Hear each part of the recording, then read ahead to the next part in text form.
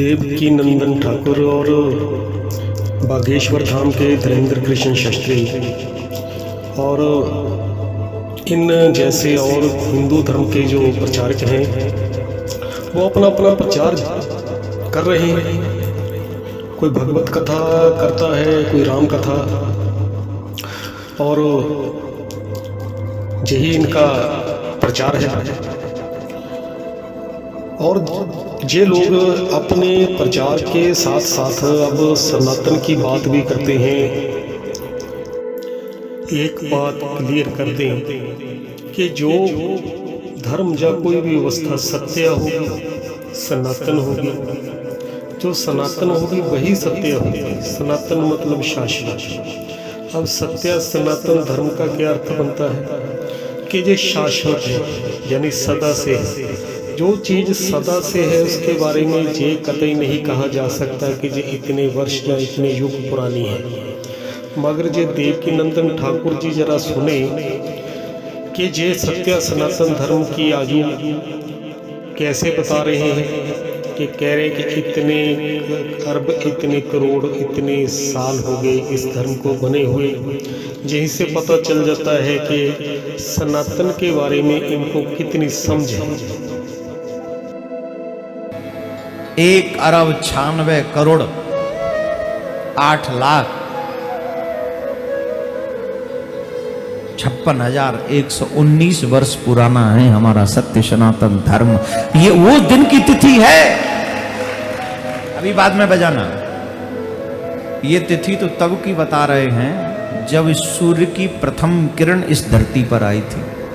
बात जब सत्य सनातन पर आ जाती है तो फिर यहाँ एक बात क्लियर करनी बहुत ज़रूरी हो जाती है कि ये जो राम कथा हम सुनते आ रहे हैं इन लोगों से, कृष्ण की कहानी सुनते आ रहे हैं भागवत के रूप में, महाभारत के रूप में, क्या यही सनातन है? सत्य सनातन के अगर यही सत्य सनातन है तो फिर इन कथा कहानियों के ऊपर, रामायण के ऊपर, भागवत के ऊपर, श्रीमद् भागवत गीता के ऊपर, महाभारत के ऊपर अभी तक बहुत से सवाल हैं जो क्लियर नहीं किए गए प्रमाणिक रीति से। विवाद बहुत है इनके ऊपर, जबकि सत्य के ऊपर कोई इतना उग्र विवाद नहीं हो सकता, क्योंकि जो सनातन सत्य होता है, सनातन मतलब शाश्वत, जो शाश्वत सत्य होता है वो नेचुरल होता है, प्राकृतिकृत होता है, कुदरती होता है, इसलिए सरल होता है, सीधा और स्पष्ट होता है। उस पर क्या विवाद होगा? जहाँ तो राम पर भी विवाद है, कृष्ण पर भी विवाद है, रामायण पर भी विवाद है, भागवत पर भी विवाद है, जितने किस्से कहानियां हैं भगवान को लेकर सभी विवादप्रद हैं। ये जो स्कॉलर है, ये सत्य सनातन का नारा लगाते हुए ये कहते हैं कि अब कहने लगे हैं हिंदुत्व की बात करते हैं, हिंदू राष्ट्र की बात करने लगे हैं।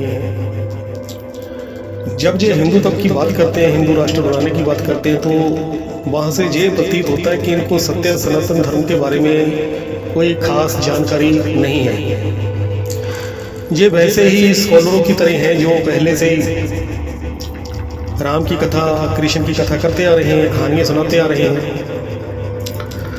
और जब हम इनके अपने जीवन के ऊपर दृष्टि डालते हैं, चाहे वो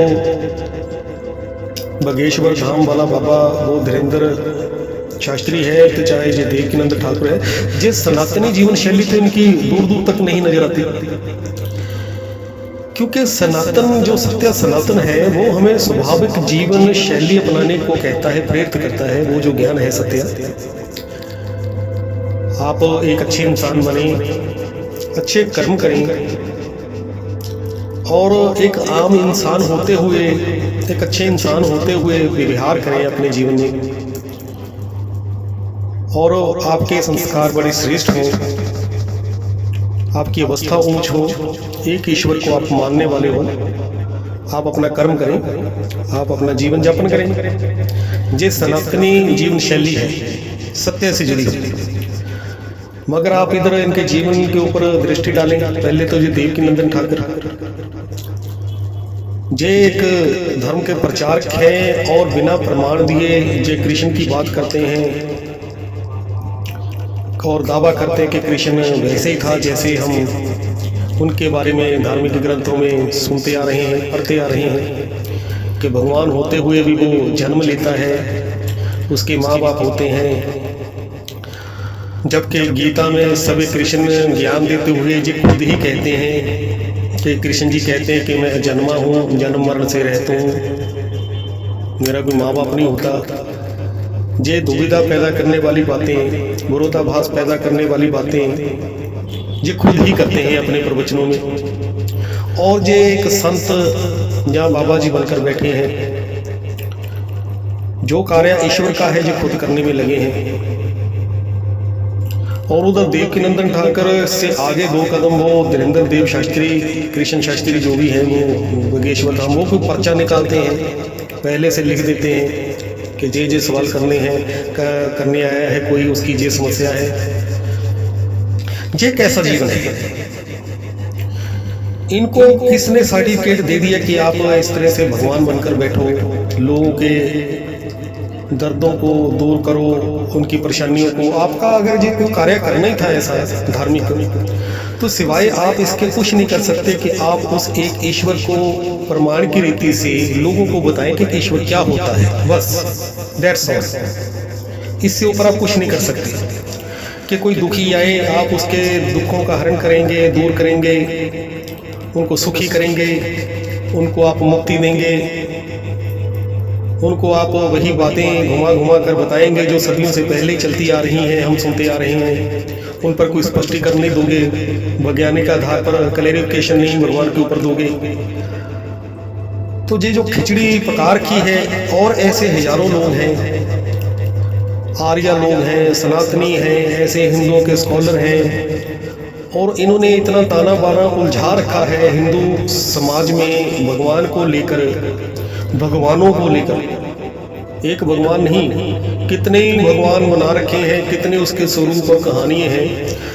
अभी तक समय की चाल को जे माप नहीं पाई हैं, समय के परिवर्तनीय नियम को जे समझ नहीं पाए हैं, समय के चक्रीय स्वरूप को जे जान नहीं पाए हैं। अभी तक जे खुद की पहचान को भी है, जे खुद की पहचान को भी जे लोग क्लियर नहीं कर पाए हैं। आत्म सिद्धि इनके पास नहीं है, ब्रह्म ज्ञान इनके पास नहीं है, स्पिरिचुअलिटी से बहुत दूर है। ये बात करते हैं भगवान की और सनातन की, ये बड़ी अटपटी बातें हैं भाई। अगर आप कोई अभी तक बात स्पष्ट नहीं कर पा रहे हो, क्योंकि ये 21वीं सदी चल रही है, लोग विवेकवान हो गए हैं। चाहे कोई पढ़ा लिखा भी नहीं है इस जमाने में, मगर वो विवेकवान हो गया है। उसकी बुद्धि जो है, विवेक बुद्धि जागृत हो गई है, वो प्रमाणिक रीति से बात को समझना चाहता है। अब वो जमाना नहीं रहा कि आप लोगों को रामायण सुनाकर ये कहें कि कोई भगवान था, कोई राम भगवान था, जब भागवत कथा सुनाकर कहें कि कोई भगवान कृष्ण था, महाभारत युद्ध की कहानी सुनाकर कहें कि कुरुक्षेत्र में महाभारत युद्ध हुआ था, वहाँ 1.5 करोड़ युवा लोग मारे गए थे। ऐसी बातें अब साबित करनी पड़ेंगी, क्योंकि भगवान वाकई में इस तरह से होता है कि वो भी पैदा होता है राम कृष्ण के रूप में अपने माँ बाप के घर, फिर उसकी मृत्यु भी होती है। फिर आपको ये बताना पड़ेगा कि इंसान में और भगवान में अंतर क्या है। फिर गीता में वो कौन सा जन्म है भगवान का, दिव्य जन्म, और क्यों कहता है भगवान गीता में कि मैं तो अशरीरी और अजन्मा हूँ, मेरा कोई माँ बाप नहीं हो सकता। और आप दावा करते हो कि भगवान ने ही ये दुनिया बनाई है। जे कृष्ण देव शास्त्री, चाहे वो देवकी नंदन ठाकुर है, इनसे पूछो कि दुनिया क्या है भाई, ये कहेंगे कि कृष्ण ने बनाई है, क्योंकि कृष्ण के भक्त हैं जी, कृष्ण ने बनाई है, उसी की माया है, उसी की लीला है। जबकि गीता में कृष्ण अर्जुन को कह रहे हैं कि कभी भी कोई ऐसे समय पहले ना था, ना है, ना कभी होगा, जब मैं ना रहा हूँ, तुम ना रहे हो, जे राजा लोग ना रहेंगे। वो गीता में जे कह रहे हैं कृष्ण जी भगवान, और जे कह रहे हैं कि भगवान ने दुनिया बनाई है। मतलब किसी भी सवाल का जवाब प्रमाणिक रीति से जे नहीं दे पाएंगे। क्योंकि जब ऐसे ही हैं जैसे पहले परंपराओं में हमें जो धर्म के प्रचारक हमें मिलते आ रहे हैं, कोई अलग से कोई बात नहीं है। इनकी जीवन शैली जरूर अलग है। अब इनके पास ज़्यादा सुविधाएं हैं, ज़्यादा बड़ी गाड़ियां हैं, ज़्यादा बड़ा बैंक बैलेंस है, ज़्यादा क्राउड है इनके पास। अब इनकी जो जीवन शैली है वो ज़्यादा वैज्ञानिक हो गई है। विचारधारा वही है, घिसी पिटी सदियों पुरानी वही बातें हैं, राम को लेकर, कृष्ण को लेकर। और सत्य सनातन की तो बात छोड़ दो कि जे खा भी उसके बारे में जानते हैं, बात जरूर करते हैं। और अब समय वो चल रहा है कि हमें खोज करनी होगी कि सत्य क्या है, क्योंकि अब हमारी बुद्धि विवेकवान हो गई है। जब बुद्धि विवेकवान हो जाती है तो सत्य को ढूंढना ज़्यादा मुश्किल नहीं रह जाता, क्योंकि जब आप विवेकशील होते हो तो सवाल करते हो, सवाल उत्पन्न होते हैं, सवाल प्रामाणिक रीति से अपने उत्तर मांगते हैं। जो सत्य सनातनी होगा, जो ब्रह्म की विद्या जिसने पढ़ी होगी, जो ब्रह्म ज्ञानी होगा, वो वैज्ञानिक आधार पर प्रामाणिक रीति से आपको राम के बारे में, कृष्ण के बारे में स्पष्ट करेगा, आपकी आत्म संतुष्टि कराएगा, आपकी तृप्ति कराएगा। आप मानोगे कि हाँ बात यही थी, इसी जवाब को हम ढूंढ रहे थे। तो मेरी इनसे यही विनती है, ये जो इस तरह से और बहुत है कथावाचक पैदा हो गए हैं, छोटी छोटी लड़कियाँ, छोटे छोटे लड़के, जे देवकीनंदन ठाकुर जैसे करोड़ लोग, बुजुर्ग लोग, राम कथा करने वाले, भागवत कथा करने वाले, इनसे सवाल किए जाने चाहिए कि आपको किसने सर्टिफिकेट दे दिया। अगर आपके पास ब्रह्म की विद्या नहीं है, ब्रह्म का ज्ञान नहीं है, स्पिरिचुअल नॉलेज नहीं है, तो आप कृपया जे भगवान के ऊपर बात करनी बंद करें, क्योंकि आप नहीं स्पष्ट कर पाओगे कि भगवान क्या है। आप इंसान के बारे में भी स्पष्ट नहीं कर पाओगे कि जी इंसान क्या है। भगवान को तो छोड़ दो, जी दुनियादारी को भी छोड़ दो, जो भगवान ने बनाई थी कि कैसे बनाई थी, फिर आप कोई भी इन विषयों पर बात करने के लायक नहीं रह जाते।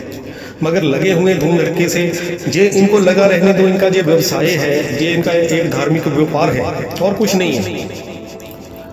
इनमें कंपटीशन लगा हुआ है फैन फॉलोइंग बढ़ाने का, इनके अपने चैनल है और करोड़ों अरबों का लेन देन है, व्यापार है। ये तो नहीं पीछे हटने वाले। हाँ, हम जो समाज वाले हैं, जो सत्य को जानना चाहते हैं, ईश्वर को पाना चाहते हैं, उसको पहचानना चाहते हैं, हमें विचार करना होगा कि हमें किस रास्ते पे चलना है, किधर जाना है।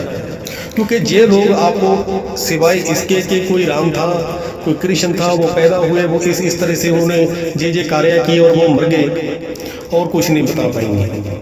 वही बातें करेंगे जिन पर सदियों पहले से विवाद चला आ रहा है। उस विवाद को ये खत्म नहीं कर पाएंगे, क्योंकि इनके पास ब्रह्म की विद्या ही नहीं है। सो मेरे प्यारे बहनों, भाइयों, बुजुर्गों, बच्चों, हमें ईश्वर को जानना है विवेक बुद्धि के द्वारा। हमें सत्य, गीता, ज्ञान, अमृत प्राप्त करना है। हमें उस पिता को जानना है। ये सृष्टि एक शाश्वत विज्ञान है, शाश्वत सत्य है।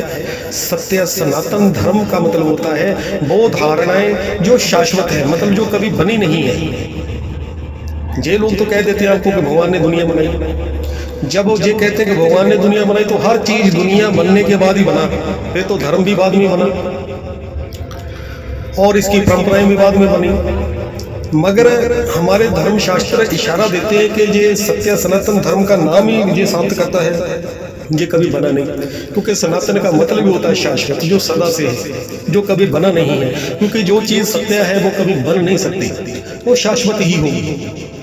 चाहे वो स्थूल रूप में है, चैतन्य रूप में है, वो शाश्वत होगी। वो कभी बनी नहीं है, क्योंकि बनी नहीं है इसलिए कभी खत्म भी नहीं होगी। भगवान भी शाश्वत है और ये इंसान भी शाश्वत है आत्मिक रूप में, ये कभी बने नहीं है, कभी खत्म भी नहीं होंगे। ये सत्य सनातन की जो विचारधारा है और उसकी धारणा ही सत्य सनातन धर्म है, और ये पूरे का पूरा एक विज्ञान है। इसलिए हमें वो मुक्ति का मार्ग ढूंढना है, सत्य का मार्ग ढूंढना है, और खोज करने पर वो मिलता है। ये नहीं कि कोई देवकीनंदन ठाकुर आपको बता देंगे कि भगवान क्या होता है, जहाँ बापू आसाराम बता देंगे, जहाँ और राम कथा करने वाले जहाँ ये धीरेन्द्र देव शास्त्री बता देंगे कि सत्य सनातन क्या है या भगवान क्या है। इनके वश का रोग नहीं है। ये तो वही खिचड़ी पकाने में लगे हैं जो सदियों पहले से पकती चली आ रही है। तो साथियों, बहनों, भाइयों, प्यारे बच्चों, बुजुर्गों, माताओं, अपनी विवेक को जागृत करके चले।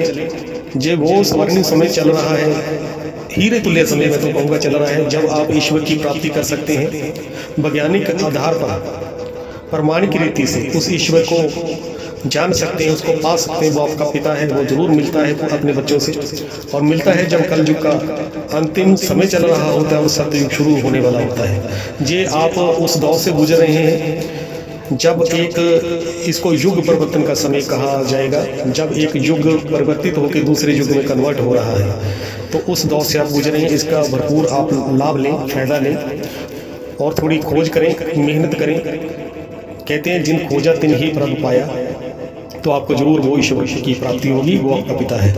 जय श्री राम, ओम नमो शिवाय, जय श्री सूर्यवंशम, जय श्री महाभारत।